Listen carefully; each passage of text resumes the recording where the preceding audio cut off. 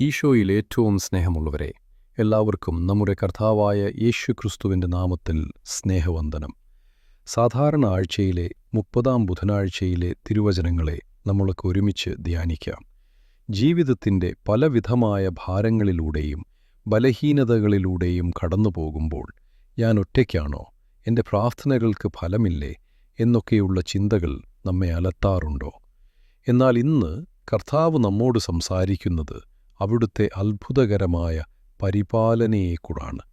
നമ്മുടെ ബലഹീനതയിൽ നമ്മെ ശക്തിപ്പെടുത്തുന്ന പരിശുദ്ധാത്മാവിനെക്കുറിച്ചും രക്ഷയുടെ ഇടുങ്ങിയ വാതിലിലൂടെ നമ്മെ സ്വർഗരാജ്യത്തിലേക്ക് നയിക്കുന്ന യേശുവിനെക്കുറിച്ചുമാണ് ഇന്നത്തെ വചനം നമ്മെ ഓർമ്മിപ്പിക്കുന്നത്.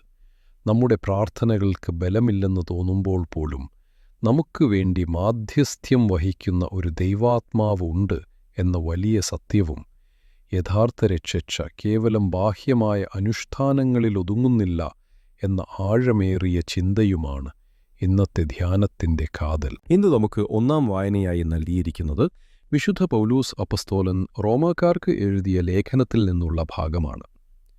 സഹോദരരെ, നമ്മുടെ ബലഹീനതയിൽ ആത്മാവ് നമ്മെ സഹായിക്കുന്നു.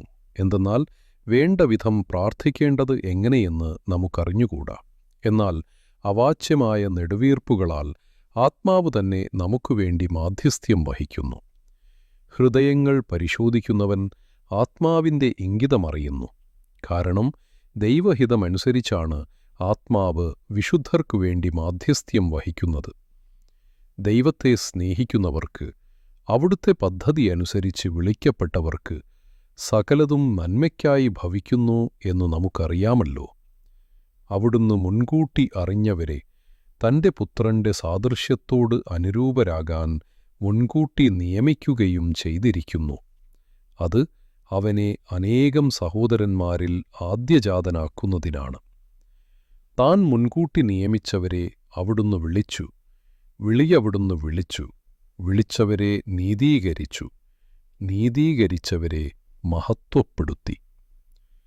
എത്ര മനോഹരമായ ആശ്വാസം നൽകുന്ന വാക്കുകളാണിത്. നമ്മുടെ ജീവിതത്തിലെ ഏറ്റവും വലിയ ബലഹീനത എന്താണെന്ന് ചോദിച്ചാൽ ഒരുപക്ഷേ അത് പ്രാർത്ഥിക്കാൻ അറിയാത്ത അവസ്ഥയായിരിക്കും. ഒരുപാട് കാര്യങ്ങൾക്കായി നാം പ്രാർത്ഥിക്കാറുണ്ട്. രോഗശാന്തിക്ക്, കടബാധ്യതകൾക്ക്, മക്കളുടെ നല്ല ഭാവിക്കായി, നല്ലൊരു ജോലിക്കായി, അങ്ങനെ 100 കൂട്ടം ആവശ്യങ്ങൾ. എന്നാൽ യഥാർത്ഥത്തിൽ എന്തിനാണ് പ്രാർത്ഥിക്കേണ്ടത്? എങ്ങനെയാണ് ദൈവഹിതത്തിന് നമ്മെത്തന്നെ സമർപ്പിക്കേണ്ടത് എന്ന് പലപ്പോഴും നമുക്കറിയില്ല. ഇവിടെയാണ് പൗലോസ് അപ്പസ്തോലൻ നമ്മെ ഓർമ്മിപ്പിക്കുന്നത്. നമ്മുടെ ഈ ബലഹീനതയിൽ പരിശുദ്ധാത്മാവ് സഹായത്തിനെത്തുന്നു. നമുക്ക് വേണ്ടി അവാച്യമായ നെടുവീർപ്പുകളാൽ ആത്മാവ് മാധ്യസ്ഥ്യം വഹിക്കുന്നു. ചില സമയങ്ങളിൽ പ്രാർത്ഥിക്കാനിരിക്കുമ്പോൾ വാക്കുകൾ കിട്ടാതെ ഹൃദയം നുറുങ്ങി കണ്ണുനീരോടെ നാം നിശബ്ദരായി ഇരുന്നിട്ടില്ലേ? ആ നിമിഷങ്ങളിൽ നമ്മുടെ ഉള്ളിൽ നിന്ന് ഉയരുന്നത് ഒരുപക്ഷേ നമ്മുടെ പ്രാർത്ഥനയല്ല, മറിച്ച് നമുക്കുവേണ്ടി ദൈവത്തോട് സംസാരിക്കുന്ന പരിശുദ്ധാത്മാവിൻ്റെ നെടുവീർപ്പുകളാണ്. നമ്മുടെ ഹൃദയങ്ങളെ അറിയുന്ന ദൈവം ആത്മാവിൻ്റെ ഇംഗിതം മനസ്സിലാക്കുന്നു. ഇതിനോട് ചേർത്ത് വായിക്കേണ്ട ഒരു വലിയ സത്യമാണ് അടുത്ത വചനം. ദൈവത്തെ സ്നേഹിക്കുന്നവർക്ക് സകലതും നന്മയ്ക്കായി ഭവിക്കുന്നു. നമ്മുടെ ജീവിതത്തിൽ സംഭവിക്കുന്ന എല്ലാ കാര്യങ്ങളെയും, അത് നല്ലതായാലും പ്രതികൂല സാഹചര്യങ്ങളായാലും, ഒരുമിച്ച് ചേർത്ത് നന്മയായി രൂപാന്തരപ്പെടുത്താൻ കഴിവുള്ളവനാണ് നമ്മുടെ ദൈവം. ഒരുപക്ഷേ ഇന്ന് നിങ്ങൾ കടന്നുപോകുന്ന ഒരു പ്രതിസന്ധി, ഒരു രോഗാവസ്ഥ, ഒരു സാമ്പത്തിക ഞെരുക്കം, അല്ലെങ്കിൽ ബന്ധങ്ങളിലെ ഒരു തകർച്ച, ഇവയൊന്നും ദൈവമറിയാതെയല്ല സംഭവിക്കുന്നത്. ഇവയുടെ എല്ലാം നടുവിലും നിങ്ങൾ ദൈവത്തിൽ ആശ്രയിക്കുന്നുവെങ്കിൽ ആത്യന്തികമായി അതെല്ലാം നിങ്ങളുടെ നന്മയ്ക്കായി ദൈവം ഒരുക്കിത്തരും. ഈ ഒരു ചിന്തയുടെ പൂർണ്ണതയിലേക്ക് നമ്മെ നയിക്കുന്നതാണ് ഇന്നത്തെ സുവിശേഷം. വിശുദ്ധ ലൂക്കായുടെ സുവിശേഷത്തിൽ നിന്നുള്ള ഭാഗമാണ് നാം ഇന്ന് ധ്യാനിക്കുന്നത്. അവൻ പട്ടണങ്ങളിലും ഗ്രാമങ്ങളിലും പഠിപ്പിച്ചുകൊണ്ട് ജെറുസലേമിലേക്ക് യാത്ര ചെയ്യുകയായിരുന്നു. ഒരാൾ അവനോട് ചോദിച്ചു, കർത്താവേ, രക്ഷ പ്രാപിക്കുന്നവർ ചുരുക്കമാണോ? അവൻ അവരോട് പറഞ്ഞു, ഇടുങ്ക പറഞ്ഞു, ഇടുങ്ങിയ വാതിലിലൂടെ പ്രവേശിക്കാൻ പരിശ്രമിക്കുവിൻ.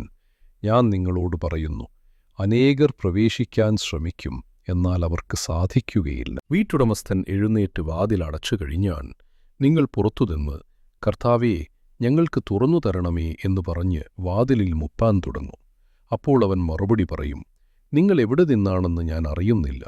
അപ്പോൾ നിങ്ങൾ പറയും, ഞങ്ങൾ നിന്റെ കൂടെ ഭക്ഷിക്കുകയും പാനം ചെയ്യുകയും നീ ഞങ്ങളുടെ തെരുവുകളിൽ പഠിപ്പിക്കുകയും ചെയ്തിട്ടുണ്ടല്ലോ. അപ്പോൾ അവൻ നിങ്ങളോട് പറയും, നിങ്ങൾ എവിടെ നിന്നാണെന്ന് ഞാൻ അറിയുന്നില്ല. അനീതി പ്രവർത്തിക്കുന്ന നിങ്ങളെല്ലാവരും എന്നിൽ നിന്ന് അകന്നു പോകുവിൻ. അബ്രഹാവും ഇസഹാക്കും യാക്കോബും സകല പ്രവാചകന്മാരും ദൈവരാജ്യത്തിലിരിക്കുകയും നിങ്ങൾ പുറന്തള്ളപ്പെടുകയും ചെയ്യുമ്പോൾ അവിടെ വിലാപവും പല്ലുകടിയുമായിരിക്കും. കിഴക്കുനിന്നും പടിഞ്ഞാറുനിന്നും വടക്കുനിന്നും തെക്കുനിന്നും ആളുകൾ വന്ന് ദൈവരാജ്യത്തിൽ ഭക്ഷണത്തിനിരിക്കും. അപ്പോൾ പിമ്പന്മാരായുള്ളവർ മുമ്പന്മാരും മുമ്പന്മാരായുള്ളവർ പിമ്പന്മാരുമാകും. ഈ സുവിശേഷ ഭാഗം ആരംഭിക്കുന്നത് ഒരാളുടെ ചോദ്യത്തോടെയാണ്. കർത്താവേ, രക്ഷ പ്രാപിക്കുന്നവർ ചുരുക്കമാണോ? ഇത് ഒരുപക്ഷേ നമ്മുടെ എല്ലാം ഉള്ളിലുള്ള ഒരു ചോദ്യമാണ്. ഇത്രയധികം വിശ്വാസികൾ, ഇത്രയധികം പ്രാർത്ഥനകൾ, എന്നിട്ടും സ്വർഗരാജ്യത്തിലെത്തുന്നത് കുറച്ചുപേർ മാത്രമാണോ? യേശു ഈ ചോദ്യത്തിന് നേരിട്ടുത്തരം നൽകുന്നില്ല. പകരം യേശു രക്ഷയുടെ വഴി എന്താണെന്ന് വ്യക്തമാക്കുകയാണ്. അവിടുന്ന് പറയുന്നു, ഇടുങ്ങിയ വാതിലിലൂടെ പ്രവേശിക്കാൻ പരിശ്രമിക്കുവിൻ. എന്താണ് ഈ ഇടുങ്ങിയ വാതിൽ? അത് എളുപ്പത്തിൻ്റെ വഴിയല്ല, അത് ലോകത്തിൻ്റെ വഴിയല്ല, അത് ആത്മപരിത്യാഗത്തിൻ്റെ, സഹനത്തിൻ്റെ, ക്ഷമയുടെ, സ്നേഹത്തിൻ്റെ വഴിയാണ്. വിശാലമായ വഴി നമുക്ക് മുന്നിൽ തുറന്നുകിടപ്പുണ്ട്. അത് സ്വാർത്ഥതയുടെ, അഹങ്കാരത്തിൻ്റെ, വെറുപ്പിൻ്റെ, ലോകമോഹങ്ങളുടെ വഴിയാണ്. ആ വഴിയിലൂടെ സഞ്ചരിക്കാൻ വളരെ എളുപ്പമാണ്, എന്നാൽ അത് നാശത്തിലേക്കാണ് നയിക്കുന്നത്. യേശു ഒരു ഉപമയിലൂടെ ഇത് വ്യക്തമാക്കുന്നു. ഒരു വീട്ടുടമസ്ഥൻ വാതിലടച്ചു കഴിഞ്ഞാൽ പിന്നെ പുറത്തുനിന്ന് മുത്തുന്നവർക്ക് പ്രവേശനമില്ല. അവർ പറയുന്നു, ഞങ്ങൾ നിന്റെ കൂടെ ഭക്ഷിക്കുകയും പാനം ചെയ്യുകയും ചെയ്തിട്ടുണ്ടല്ലോ. ഇതിൻ്റെ അർത്ഥമെന്താണ്? ഞങ്ങൾ പള്ളിയിൽ പോകുന്നവരാണ്, കുർബാനയിൽ പങ്കെടുക്കുന്നവരാണ്, പ്രാർത്ഥനായോഗങ്ങളിൽ സജീവമാണ്, നിന്റെ വചനം കേൾക്കുന്നവരാണ് എന്നൊക്കെയായിരിക്കാം അവർ അവകാശപ്പെടുന്നത്. എന്നാൽ യേശുവിൻ്റെ മറുപടി കഠിനമാണ്. നിങ്ങൾ എവിടെ നിന്നാണെന്ന് ഞാൻ അറിയുന്നില്ല. അനീതി പ്രവർത്തിക്കുന്നവരെ, എന്നിൽ നിന്ന് അകന്നുപോകുവിൻ. ഇവിടെയാണ് നാം ആഴത്തിൽ ചിന്തിക്കേണ്ടത്. നമ്മുടെ ക്രിസ്തീയ ജീവിതം കേവലം ബാഹ്യമായ അനുഷ്ഠാനങ്ങളിൽ ഒതുങ്ങിപ്പോകുന്നുണ്ടോ? ഞായറാഴ്ച കുർബാനയിൽ പങ്കെടുത്തതുകൊണ്ടോ ചില പ്രാർത്ഥനകൾ ചൊല്ലിയതുകൊണ്ടോ മാത്രം നാം രക്ഷപ്പെടുമെന്ന് കരുതുന്നുണ്ടോ? യേശു വ്യക്തമാക്കുന്നു, അവിടുത്തോടൊപ്പം ഭക്ഷിക്കുകയും പാനം ചെയ്യുകയും ചെയ്തതുകൊണ്ട് മാത്രം കാര്യമില്ല.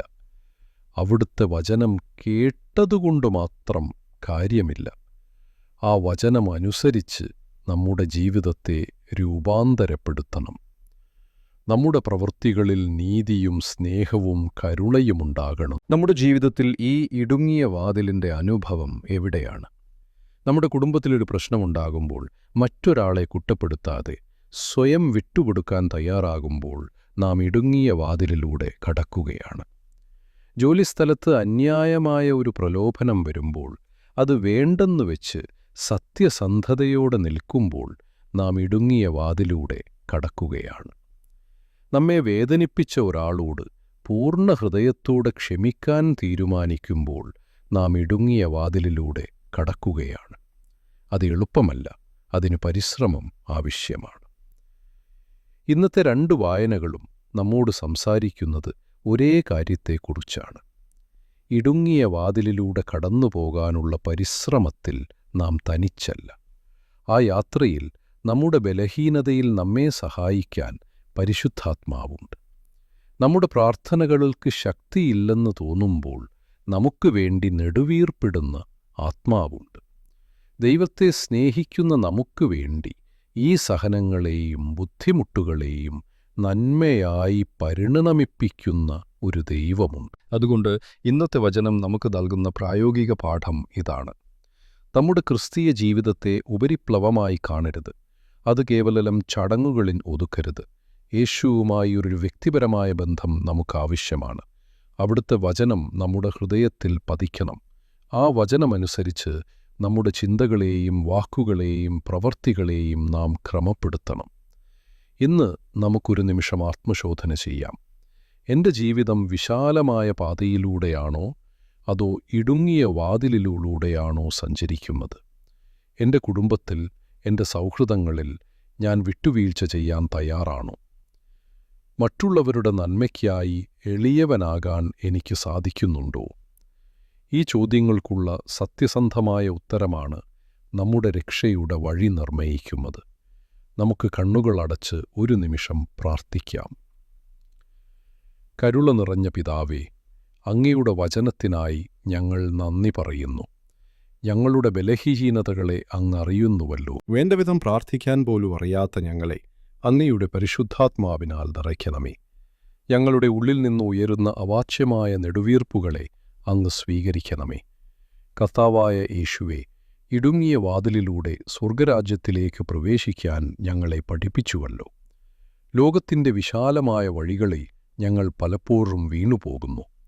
സ്വാർത്ഥതയുടെയും അഹങ്കാരത്തിൻ്റെയും പാത ഉപേക്ഷിച്ച് ത്യാഗത്തിൻ്റെയും സ്നേഹത്തിൻ്റെയും ഇടുങ്ങിയ വഴി തിരഞ്ഞെടുക്കാൻ ഞങ്ങളെ സഹായിക്കണമേ.